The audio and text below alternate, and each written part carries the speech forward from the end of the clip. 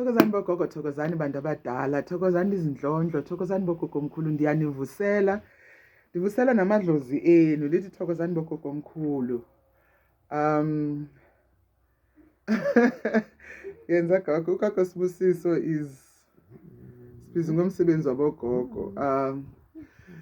Bogogo omkhulu, please know that you are welcome on this channel. And don't forget to like, comment, subscribe, and share. You never know. Somebody might be, how does it look? Yeah, there we go. Somebody might be in need of the information.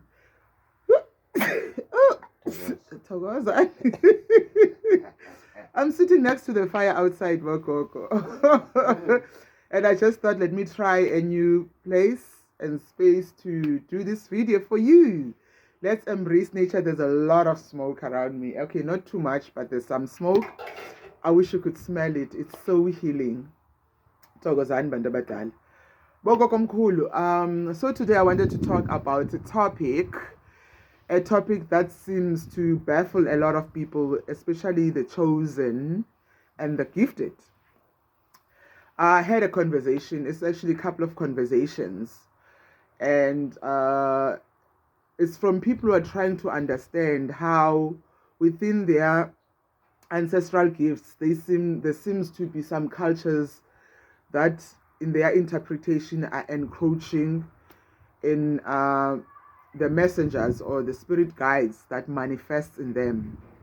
Now, I always say to people, sometimes it's about going back to your lineage and your history and understanding who are you as a people, because Umnguni and Umzawe, part of their journey in gifting us with the calling is that it's about fixing the lineage and also reinstalling or reinstating elements that are part of the clan or lineage culture that have been left along the way or that have been thrown by the sideway. So you'll find, for instance, a lot of families, part of what will even give you some understanding is that if you look at the clan names, of course, they're speaking about, they will give you your totems. Certain kind of animal will be speaking to you strongly.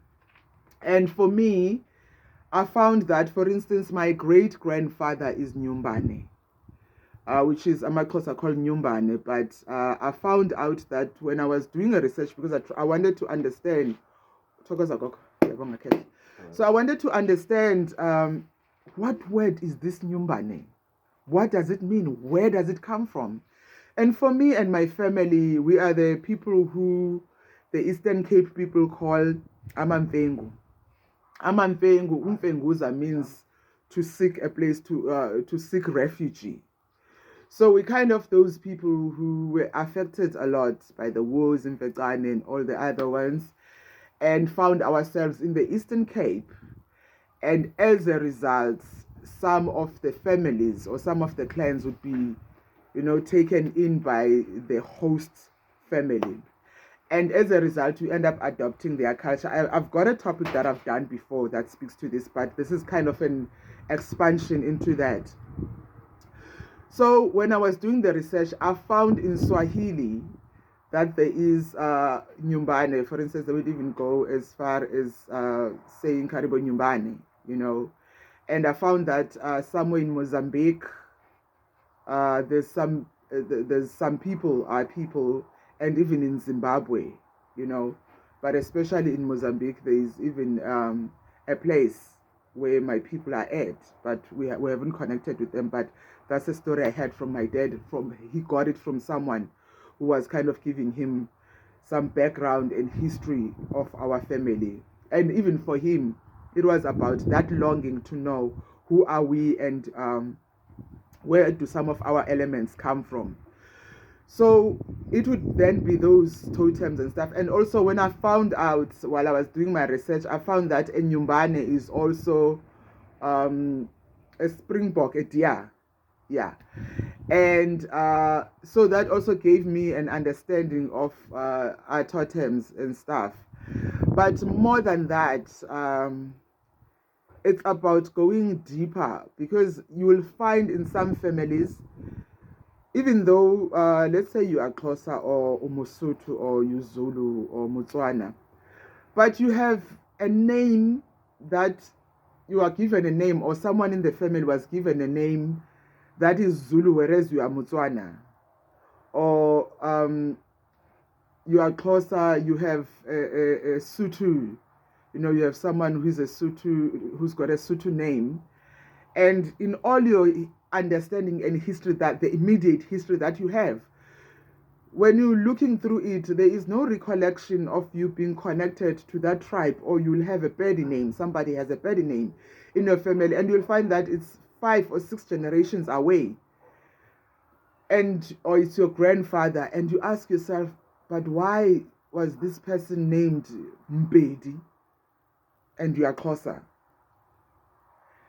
Or why was this person named Mzulu, or Soshangane, but we are Xhosa? And the answer to that is that in the movement, some families, they even went as far as changing their surnames into someone else, someone else's family. Some people always feel that there's a taboo in being a refugee. There's a taboo in being umfiki, kulondawo. There's a taboo or danger, not even necessarily taboo, but there's taboo as well. Because then the issue of culture and practices of your people will be brought here, and they will be misconstrued, and distorted. The information will be distorted to the point where you feel your life is in danger. So as a result, some people would change even the surname. For instance, during the apartheid time, there were people who changed their names. You had Abom Timkulu became Grootbom, and those people, it was a matter of survival.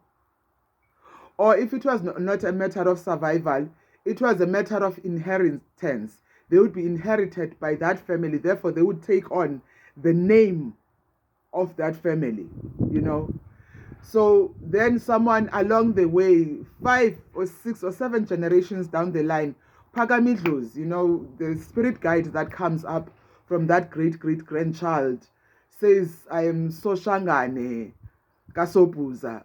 And it's like, who is this?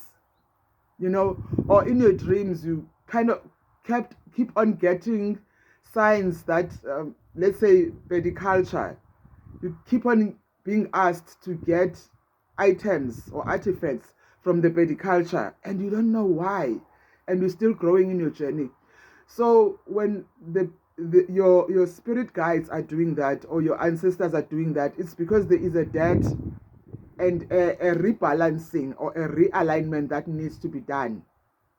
They are reclaiming the identity, or they are reintroducing you to that identity. Therefore, it's an invitation for you to go deeper into the people that you are, because some people, even some of the ceremonies they would do, you will find that originally, as a people or as a clan, you used to use a goat.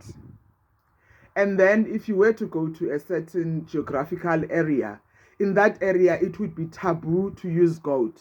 So then what do? When you get to Rome, you become a Roman.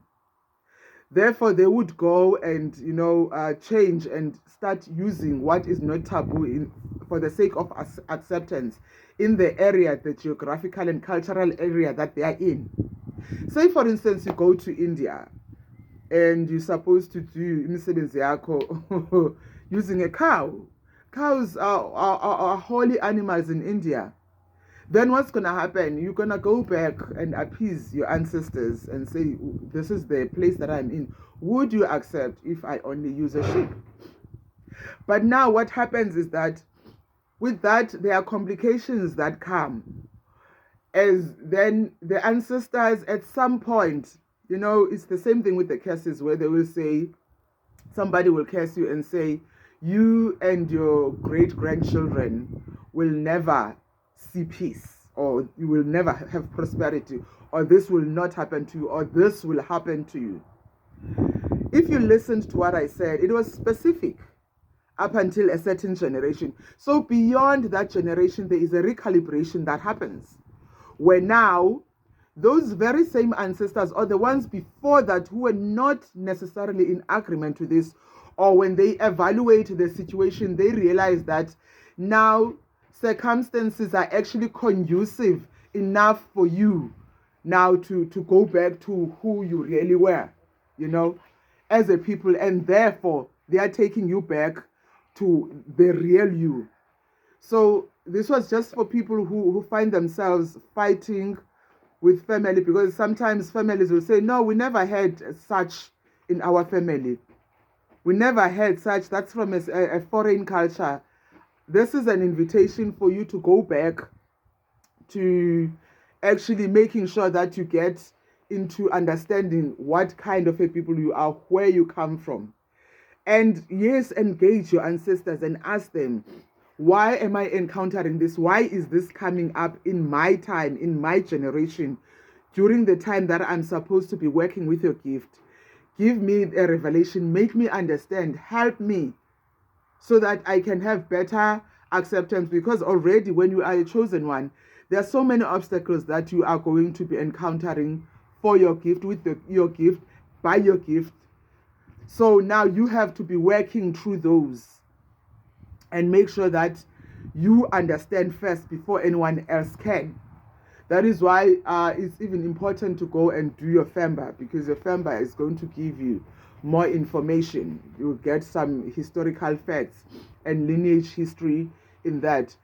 So Bokokomkulu, I just wanted to share that somebody wants to be on my shot and I don't want him to be on my shot because he's going to start doing all funny things.